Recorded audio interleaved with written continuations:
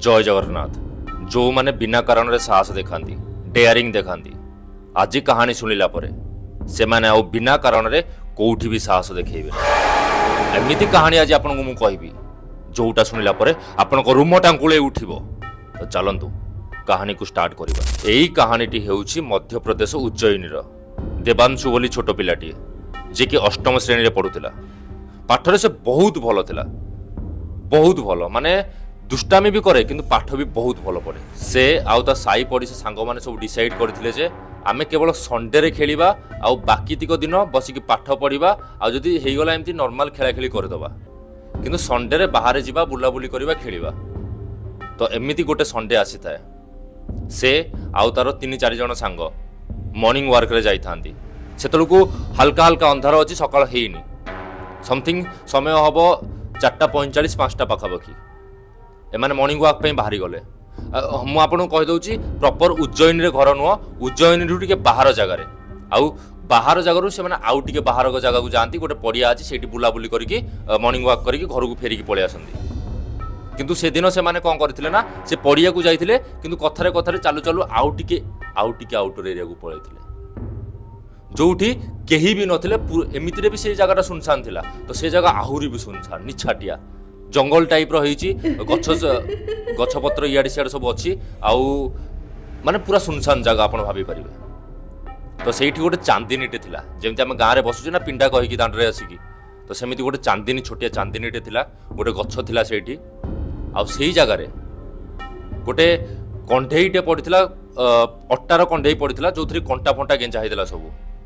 आउ ता संगे गोटे पुटुली परिका थिला, माने जरी पुटुली परिका थिला, कला जरी। तो किछि देखा नथला ता भितर कोन अछि। आउ बाकी लेंबू लंका आउ सब एठी सेठी रखा हैतिला। ठीक अछि। किंतु देवांशु को से विषय किछि भी जणा नथला। किंतु ता सांग माने तांको जेजेमा बाबा ठारू कला जादू विषय बहुत किछि स्टोरी सुनिथिले। तो तांको टिके टिके जणा थिला जे एटा एक्चुअली ब्लैक मैजिक रो किछि सामान हेइ पारे। तो सेमाने देवांशु को मजारे कहले ना तू तो बहुत डेयरिंग देखौछु, आज डेयरिंग देखै दे। से जो जिनस गुडा थुआई ता गोटे थरा गोइठा मारिकी देखै दे। हाँ मु आपन कहया बुली जाइतली सेटा अंडा भी रखा हैतला। तो देवांशु टिके हसिला आ कहला एथिरे डेयरिंग देखिबारे कोन अछि। हाँ तमे जदि भाबुनो मु डेयरिंग बाज बोली आउ एई काम करिया को भाबुछ तो गोटे डेयरिंग ताले एथिरे कोन छु मु जाउची। एतिके कहिकी देवांशु जाइकी हठात किना गोइठा मार आ गोइठा मारिया से जो अट्टार कंठेइतला ता गोडटा टिके भांगी जाइतला। आउ एतिकी हेइची जो से जो पुटुली थिला जो जरी पुटुली सब इयाड सेड पड़ी गला। आ से पुटुली भितर थिला गोटे छोट मांस खंड आउ सोरिस थिला आउ सेथिरे बोधे आउ किछ अलगा अलगा जो जिनस पत्र सब थिला। ठीक अछि। तो एई गुरा सब देखिकी देवांश कहला एला सब कोन माने टिके एई टाइप रो फील हेतला। आ से कंढेर गोड़ भी भांगी जाइतला आ गोड़रू गोटे हल्का हल्का नाली नाली रो जिनस बाहरिला जेमिति कि रक्त परिका। देवांशु ए सब जिनस देखिकी ताको ठीक ठाक लागलानी, ताको भारी अखाड़ुआ लागितला। आ एई सब जिनस देखिकी ता सांग माने कहितले देवांशु तू ये कोन गलु, आमे तते मजारे कहितलु किंतु तू एमिति करियार नथिला।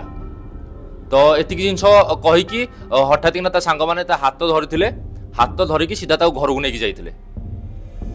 तो घर को आसी जाइतला आ से दिन थिला संडे। तो देवांशु ब्रश करूची सेही कथा भाबुची गोडरू एक्चुअली रक्त कमे बाहरतला, ता भितर मांस कमे रखा हैतला। एमती जिनस पत्र कौन थिला, कंटा कंपे गेंजा हैतला।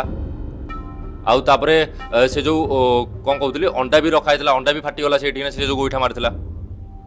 तो ये सब जिनस तार दिन जाक चलला, छात ऊपर भी जाकी बसिला सेही कथा भाबिला। से हठात दिन अलगा काम रे व्यस्त टिके हेगला आउ से जिनसटा को कोठना कोठी भूली गला।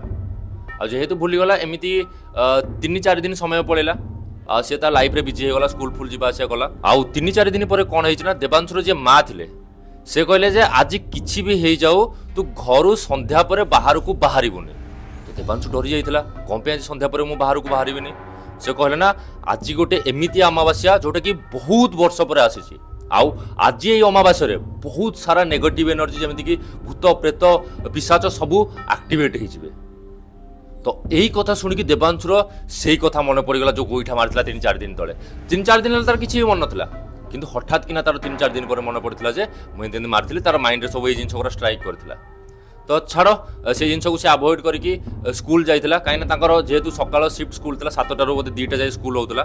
तो 2टाରେ से स्कूल घर को आसीला आ स्कूल घर को आसिला परे देवांशु मन रे गोटे क्यूरियोसिटी उठिथिला जे से जो जिंस को जाकी गोईठा मारिथिले सेटा एक्चुअली थिला कोन आउ थरे जाकी से जिंस को देखिबी आ समय एतबेल को संध्या हेइनी माँ मना करथिले जे संध्या परे घर बाहरियो को दीपहर समय हेइची समथिंग 3टा 4टा समय होबो तो देवांशु जाकी ता माँ को कहला जे मु टिके जाकी बाहर बुलिकी आसिया पई जेहेतु संध्या बेले समय हेइ नथला तो माँ भी ताको कहले हां पाखापाखि जाकी बुलिकी पळे आस बोली तापर देवांशु सेई जगह को जाइथिला पुणी आ जाई कोन देखिथिला से जो चांदिनी थिला चांदिनी ऊपर गोटे पिलाटे बसथिला ठीक देवांशु बयसर आ से पिलार आखि चारिपटु एते डार्क सर्कल होइतला पूरा कला पड़िकी थिला एमिति लागुथला जे से पिला बोते भोकर अछि गुडाई दिन हैला तापर से पिलाटा देवांशु को देखि कहितला जे जा हो तमे आसीगल मो घर खोजिकी पाउनी मु एठी बसिकी बहुत समय होला कांदिलेनी बहुत हैरान हेलेनी तमे मो घरे नेकी मते छाड़ी दबो आउ मु जानि पारुनी रास्ता भूली जाइछि तो एतिकी देवांशु टोनी कहला हाँ छाड़ी देबी आउ से पिलाटी देवांशु को मो घर एमिति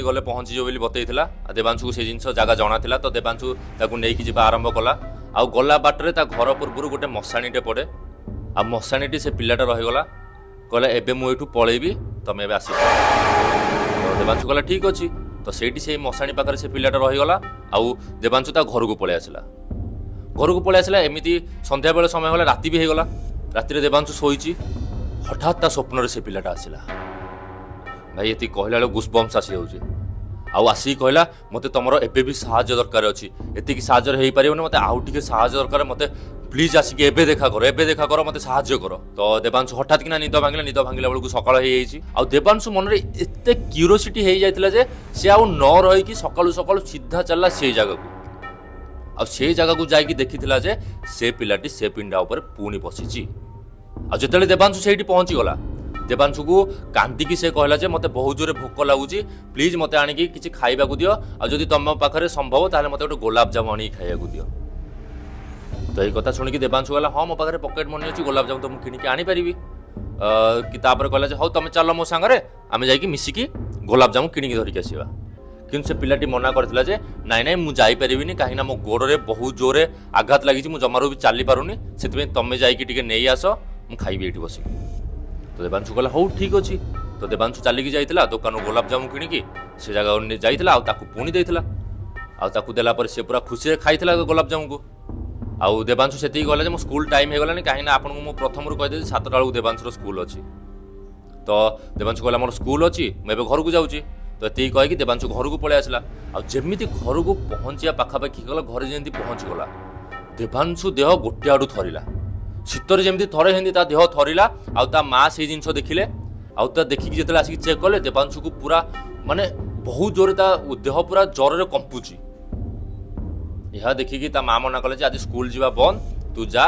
घरे बेड ऊपर कमल घोड़े की सुଅ बाकी मु तो पे गरम गरम पानी जहाँ भी अच्छी कर दउची बाकी जहाँ हम डॉक्टर को देखेबा तो देवांशु जाइकी कमल घोड़े की पुणी शोई पड़ला आ देवांशु को निद हो जाइची आ जेते बेले देवांशु निदर उठिला से पूरा चिड़चिड़ी हो जाइतला माने जहाँ भी देखुला भाबुला जे एई जिंसटा को बाड़ीकी भांगी देबी आ एमिति भी करथिला से ड्रेसिंग टेबल को भांगी देइथिला आ जेमिति आवाज सुबिला ना ता बापा माँ दौड़िकी आसिथिले आ जेतेले दौड़िकी आसिले देवांशु ता बापा माँ ऊपर नचा हिंकी भी लागिथिला आउ तांग रूम रु तांकु भी तड़ी देइथिला आउ ता बापा माँ भी रूम रु पळैथिले आ देवांशु एमिति चिड़चिड़ा हो गला तापर देवांशु टिके कॉन्शियस को आसिला परे से ता सांग मानकु फोन कला जेतेबेले ता सांग मानकु फोन कला ता सांग मानकु एमिति कहला जे एमिति मते राति स्वप्न आसथिला एमिति से पिला को देखली ये देखली सेरा एक जो कंठेईटा थिला कंठेई भी ता स्वप्न रे आसथिला सदा बेले आखि बंद कला माने से कंठेई देखाउतला ताकू आउ गोटे पॉइंट मैं आपको कहू भूली गली जिते देवांशु आसिक घरे पहुंची खाली ता देह थरू ना ता पाटी भी पूरा मीठा मीठा लगुला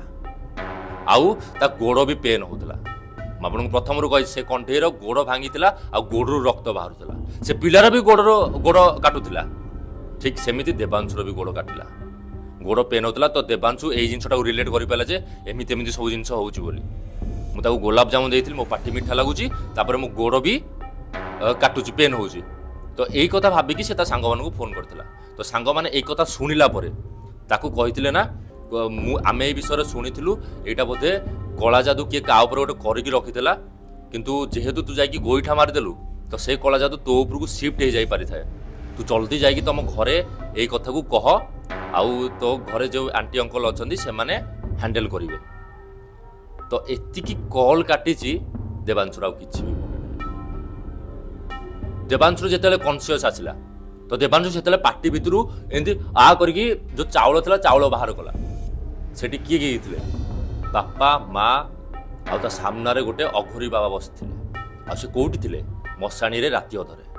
ଆଉ ଯେତେବେଳେ ସେ ଚାଉଳକୁ ବାହାର କଲା ଚାଉଳ ଗୁରା ସବୁ ନାଲି ନାଲି ରକ୍ତ ଟାଇପର ହେଇଯାଇଥିଲା। ଆଉ ସେଇଆ ଦେଖିକି ଅଘୋରୀ ବାବା କହିଥିଲେ ଯେ ଦେଖିଲ ମୁଁ ତମକୁ କଣ କହୁଥିଲି, ଆ ଉପରେ ଗୋଟେ ଆତ୍ମାର ସାୟା ଅଛି, ଆଉ ଆ ଉପରେ କିଏ ଗୋଟେ ମରଣ କ୍ରିୟା କରିଛି। ମଝିରେ କଣ ହେଇଥିଲା ମୁଁ ଆପଣଙ୍କୁ କହିନି, କାହିଁକିନା ଦେବାଂଶୁକୁ ସେ ବିଷୟରେ ଜଣା ନଥିଲା।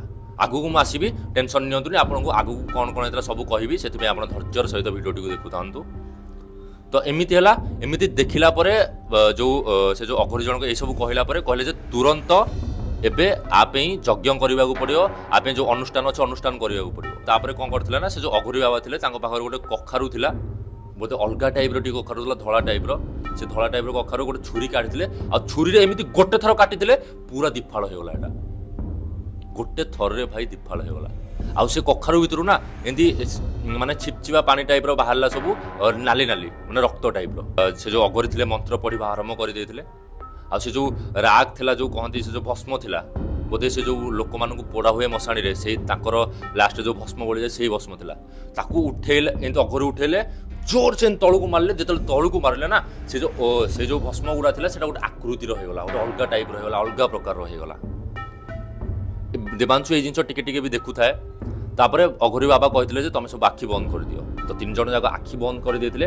ଆଖି ବନ୍ଦ କଲା ପରେ ଅଘୋରୀ ନନ୍ଷ୍ଟପ୍ ମନ୍ତ୍ର ପଢ଼ି ଚାଲିଥିଲେ। ଆଉ ମନ୍ତ୍ରର ଉଚ୍ଚାରଣ ଯେତେବେଳେ ସରିଯାଇଥିଲା ସେତେବେଳେ ଦେବାଂଶୁ ପୁଣି ବେହୋସ ହେଇଗଲା। ଆଉ ଦେବାଂଶୁର ପୁଣି ଥରେ ହୋସ୍ ଆସିଲେ ଯାଇକି ସେ ଘରେ ଶୋଇଥିଲା, ଘରେ ଉଠିଲା, ଆଉ ତା ମା ତା ପାଖରେ ବସିଥିଲେ। ତ ସେଇ ଟାଇମ୍ରେ ସେ ପୁରା ଡରିକି ଉଠିଲା।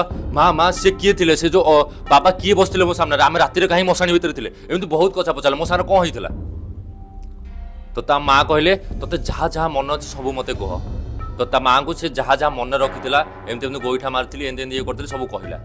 ତ ତା ମା କହିଲେ ଏଇ କଥା ତ ଆମେ ବି ଜାଣିଛୁ, ସେ ଅଘୋରୀ ବାବା ଆମକୁ କହିଥିଲେ। ଆଉ କଣ ହେଇଥିଲା ସେ ମଝିରେ ମୁଁ ତତେ ଯାଇକି କହୁଛି। ତ ସେ ମଝିରେ ଆକ୍ଚୁଆଲି କଣ ହେଇଥିଲା ନା ସେ ଫୋନ୍ ରଖିଲା ପରେ ସେ ପୁରା ଚିଡ଼ଚିଡ଼ି ହେଇଯାଇଥିଲା ଦେବାଂଶୁ। ଆଉ ସବୁ ଜିନିଷପତ୍ର ସବୁ ତ ଭାଙ୍ଗି ଯାଇଥିଲା ଯାହା ଯାହା। ତାପରେ ମୁଣ୍ଡକୁ ପାରେ ଏମିତି କରିକି ବାଡ଼ଉଥିଲା, ଜୋର ବାଡ଼ଉଥିଲା, ଯେମିତି ମୁଣ୍ଡ ବାଡ଼ିକି ଫଟେଇ ଦେବ। ତାପରେ ହାତ ବି ଯାଇକି ଯୋଉ ବିଧା ମାରନ୍ତି ଯାଇକି ବାଡ଼ୁ, ଏତେ ଜୋରରେ ମାରୁଥିଲେ ହାଡ଼ ଭାଙ୍ଗିଯିବ ହାତର। ତ ଏମିତି ଏଇସବୁ ହରକତ ଦେଖିକି ତା ମା ବାପା ଆସିକି ତାକୁ କଣ୍ଟ୍ରୋଲ ନ କରିପାରି ତାକୁ ଖଟରେ ବାନ୍ଧି ଦେଇଥିଲେ। ଆଉ ଖଟରେ ବାନ୍ଧିଲା ପରେ ସିଏ ଟିକେ ଶାନ୍ତ ହେଇଥିଲା।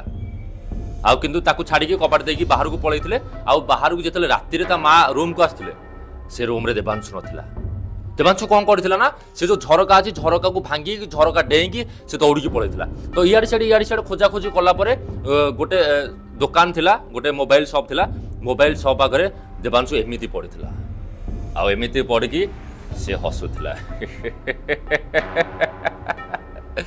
ଆଉ ଏଇ ହସ ଦେଖିକି ତା ବାପା ବହୁତ ଡରି ଯାଇଥିଲେ। ଆଉ ଏତେ ଡରି ଯାଇଥିଲେ ଯେ ସେ ତାକୁ ସିଧା ଯୋଉ ଜଣେ ପଡ଼ୋଶୀରେ ଜଣେ ଅଙ୍କଲ ଥିଲେ ଯାହାଙ୍କୁ ଜଣା ଥିଲା ଏଇ ବିଷୟରେ, ତ ତାଙ୍କ ପାଖକୁ ନେଇକି ଯାଇଥିଲେ। ଆଉ ସେ ଅଙ୍କଲ ଆକୁ ଦେଖୁ ଦେଖୁ କହିଥିଲେ ଯେ ଏମିତି ଆକୁ ମଶାଣିକୁ ନେଇକି ଯାଅ, ମଶାଣିରେ ଜଣେ ଅଘୋରୀ ବାବା ଅଛନ୍ତି, ସେ ହିଁ ଆକୁ ଠିକ୍ କରିପାରିବେ, ଆଉ କେହି କରିପାରିବେନି। ତ ତୁରନ୍ତ ତା ବାପା ମା ତାକୁ ସେଇ ଅଘୋରୀ ବାବାଙ୍କ ପାଖକୁ ନେଇକି ଯାଇଥିଲେ। ଆଉ ଅଘୋରୀ ବାବାଙ୍କ ପାଖକୁ ନେଇକି ଗଲା ପରେ ଅଘୋରୀ ବାବା ଆଙ୍କୁ ସବୁ ଷ୍ଟୋରି ଏମିତି ହେଇଥିଲା ବୋଲି ସବୁ କହିଥିଲେ। ତାପରେ ତୋ ପାଟିରେ ନେଇକି ଚାଉଳ ରଖିଲେ। ଆଉ ଚାଉଳ ଯେତେବେଳେ ତୁ ଯେତେବେଳେ ବାନ୍ତି କରିଦେଲୁ ସେତେବେଳେ ତୁ ଆଉ ଟିକେ କନସିୟସକୁ ଆସିଲୁ। ଆଉ ସେ ମନା କରିଥିଲେ ଯେ ଆମେ ତୋ ଆଗରେ କିଛି ବି ମାନେ ନା ଖୁସି ଦେଖେଇବୁ ନା ଦୁଃଖ ଦେଖେଇବୁ, ନର୍ମାଲ ରହିବୁ। ତ ସେଥିପାଇଁ ଆମେ ସେଇ ଟାଇମ୍ରେ କିଛି ବି ମାନେ ରିଆକ୍ସନ୍ ଦେଇନଥିଲୁ, ନର୍ମାଲ ହିଁ ଥିଲୁ। କିନ୍ତୁ ବହୁତ ଟେନସନ୍ ଭିତରେ ଥିଲା। ଆଉ ସେ କହିଥିଲେ ଯେ ଏଇ ଯୋଉ କ୍ରିୟାଟା କଲୁ, କ୍ରିୟାଟା ସରିଲା ପରେ ସେ ତୁ ପୁଣି ବେହୋସ ହେଇଯିବୁ। ତାପରେ ସେ କହିଥିଲେ ଯେ ତୋର ଘରେ ଯାଇକି ହୋସ୍ ଆସିବ, ଆଉ ତାପରେ ତୁ ପୁରା ଠିକ୍ ହେଇଯିବୁ। ଆଉ ସେ ଯାହା କହିଥିଲେ ସବୁ ଠିକ୍ ହେଲା। ତୋତେ ଏବେ ହୋସ୍ ଆସିଛି, ଆଉ ଏବେ ସବୁ ଠିକ୍ ହେଇଗଲା। ତ ଏଇ କଥା ଶୁଣିଲା ପରେ ଦେବାଂଶୁ ବହୁତ କାନ୍ଦିଥିଲା, ବହୁତ ଡରିଥିଲା, କିନ୍ତୁ ଜୀବନ ବଞ୍ଚି ଯାଇଥିଲା। ଜୀବନ ଅଛି ମାନେ ସବୁ କିଛି ଅଛି।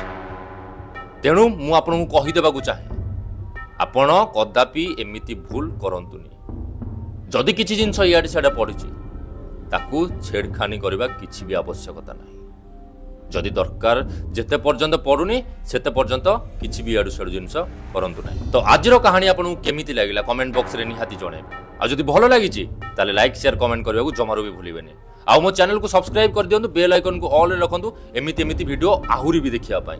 आ जदि आपनको पाखरे भी एमिति किछि कहानी अछि, आपण जदि चाहउछंती मु आसी कि आपनको कहानी को वीडियो माध्यम रे कहबे बोली, ताले आपण इंस्टाग्राम रो आईडी मु देई देबी डिस्क्रिप्शन रे, आपण सेइथरे मते लेखि कि पठेई परिबे। आउ मु आपनको स्टोरी को दुनिया आगर रखिबी। ए वीडियो पई एतिकी, देखाबा नेक्स्ट वीडियो रे। सेते बेला पर्यंत जय जगन्नाथ।